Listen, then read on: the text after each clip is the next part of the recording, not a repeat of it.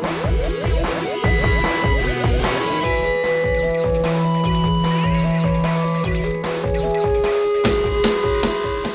you girls excited to get the guys out of here and have a little girl time this morning? Well, this morning we are going to be talking about the trouble with the opposite sex. All right, they were such a distraction to me, even at church. If there was a cute guy, I didn't care about what they were saying up front. I was like, you want my phone number? Now, we've all heard of the big STD, right? But just in case it slipped your mind, I thought I would just kind of remind you of what it is. Don't worry, I'm not going to get too graphic. And I'm not saying there's anything wrong with the kiss, but girls, I'm a girl, and I know that kissing can get you in a lot of trouble. You just one kiss, and the next thing you know, you're making out, and the next thing you know, you're doing something you might regret. So when I met Joel and we were dating, we knew kissing can get you in some trouble. So we made this decision that we're not going to kiss until our wedding day. So we didn't. Check this out, girls.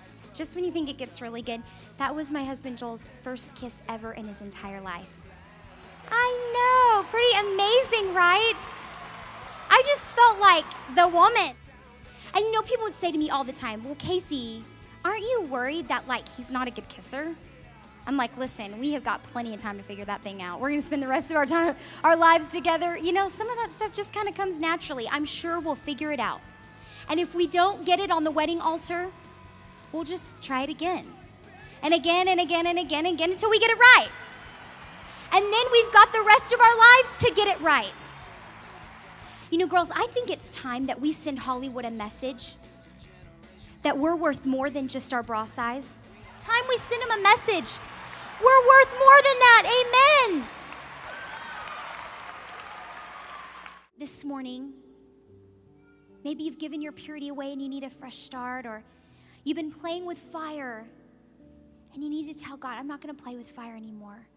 Or you are still a virgin, but you need some prayer. Man, you need God to just give you a new, fresh wind.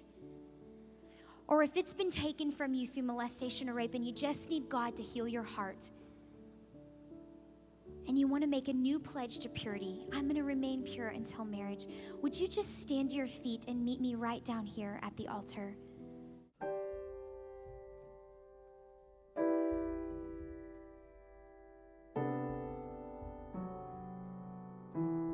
Those of you who are down here, I just want you to fall to your knees, and would you just begin quietly, just telling the Lord why you've come down. Would you tell him why? God, I need a fresh start. I've made mistakes. Just a time of healthy confession, telling God where you are, why you've come down. Maybe you've been playing with fire and you need God to forgive you. Would you just tell him that? Those of you who are down here, would you just begin to tell him, God, I messed up and I'm sorry. Would you forgive me? God, I've made mistakes and I need a fresh start. Just pour your heart out to him because he's ready with an open arm to hear your prayers. Maybe some of you who are down here because your purity's been stolen from you, would you just tell God, God, it hurt.